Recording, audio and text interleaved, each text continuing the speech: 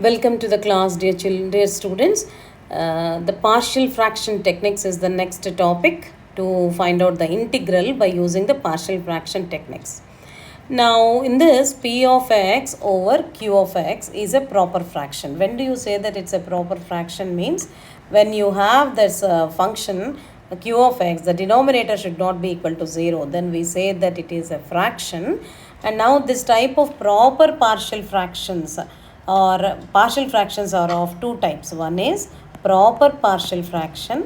The other is improper partial fractions. What do you mean by the proper partial fraction? Means now we always discuss about the degree of the polynomial, which is p of x. And if the degree of p of x is less than the degree of q of x, suppose, then we say that the partial fraction is the proper partial fraction. Otherwise, that means the degree of p of x is greater than or equal to, suppose, degree of q of x, then we say that it is an improper partial fraction. So let us now discuss about some of the examples to understand. For example, if I have the fraction as, the partial fraction as, it is 1 over x square minus 2x plus 2x plus 3, suppose. Then the degree of p of x, that means the numerator is p of x, okay. The degree of p of x is 0. When there is no x term, means it is 0. What is the degree of q of x? The highest power in the polynomial. That means the degree of q of x is 2. The highest power is here what? 2. Therefore, the degree of q of x is equal to 2. So, p of x degree is less than degree of q of x. Therefore, the given partial fraction is proper. So, let us have some more examples to solve such type of partial fractions. X over x cube plus 3x square minus 4 is there, suppose. Then what is the degree of p of x? The numerator. P of x means the numerator. The degree of p of x is 1 and the degree of q of x is equal to 3. Therefore, 1 is less than 3 and therefore it is a proper partial fraction. And then let us have one more example. I have an partial fraction as x cube plus 2x plus 1 over x plus 1 is there, suppose. Then now what is the degree of p of x here? That is 3. And degree of q of x is what? It is equal to 1. So 3 is greater than 1. Numerator degree is greater than the denominator degree. Therefore, this is the improper partial fraction. Let us now have one more example. Let us have x square plus 2x plus 1 over x square minus 2 is there, suppose. Then what is the degree of p of x here? It is 2 and it's the same as the degree of q of x. So in this case, the degrees, both of them are equal. Even then, it is improper only. So what do you mean by the improper partial fraction? Means the degrees of the two, the numerator and the denominator are equal, suppose, then it is called as the improper partial fraction. And when the greater than or equal to, suppose, then we say that it is an improper partial fraction. And if it is less than, strictly less than the degree of the denominator, suppose, then we say that it is a proper partial fraction. Now, in this class, in this session now, how to solve the proper partial fractions, now I am going to deal with. Proper partial fractions. How to solve the proper partial fractions. So, in this, there are 3 cases arise where it depends upon the denominator q of x. So, if in this partial fraction, if q of x has no repeated factors, is one case, and second case is if the denominator q of x has repeated factors is the second case. So all the cases are depending upon the the partial fractions are depending upon the cases, depending upon the factors of q of x. And suppose if q of x is not possible to split it, that means if this has no factors at all, suppose, then how to solve that type of proper partial fractions. In today's lecture, I am going to deal with only the first one, which is if q of x has no repeated factors. So let us see some of the problems on this. In today's lecture, I am going to do that only. So let us have this one now, which is given by, for example, I have a problem of type. Let us have this problem. Solve the integral x plus 4 over x square plus 5x minus 6 dx.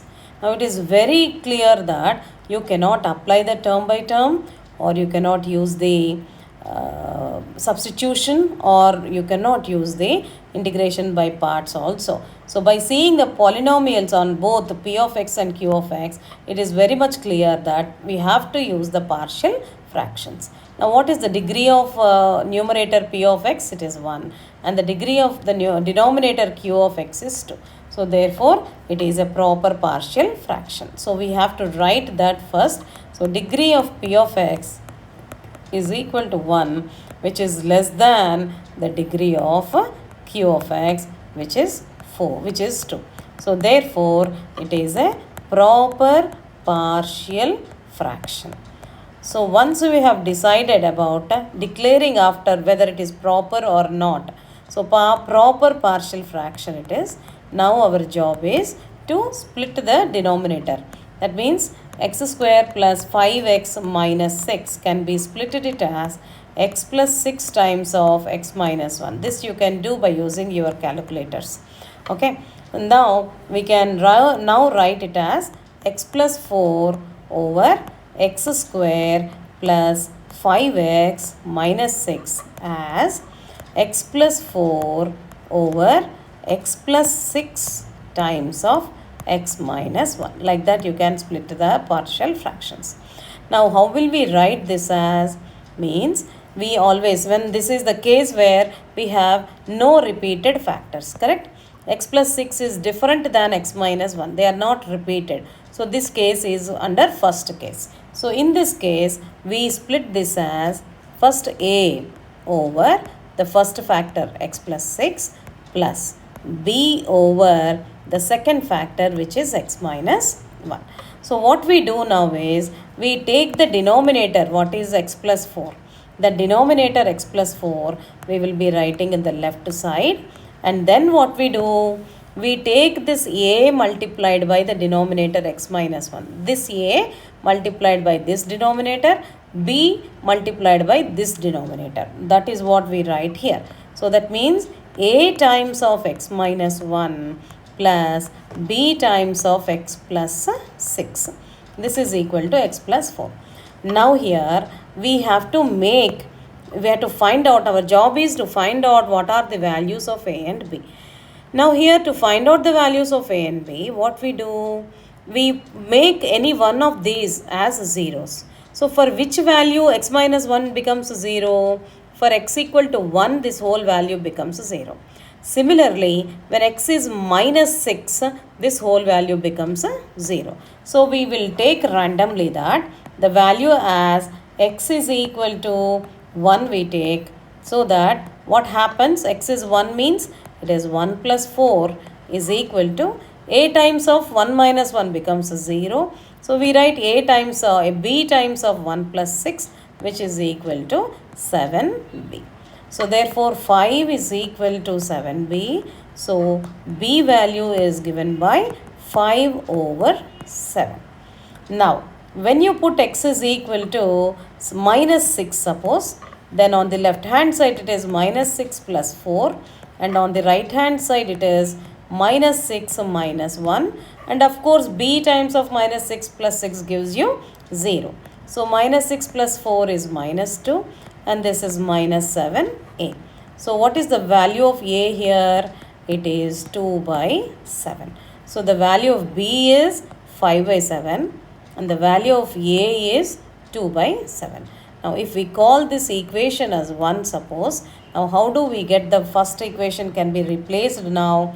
Just plug the values of a and b here. So you will get x plus 4 over x square plus 5x minus 6 can be written as 2 over 7 over x plus 6 plus 5 over 7 over x minus 1. So now our job is to find out the integral of these values. So that means we write this as integral of this value. So let us have this one value as integral of this whole thing.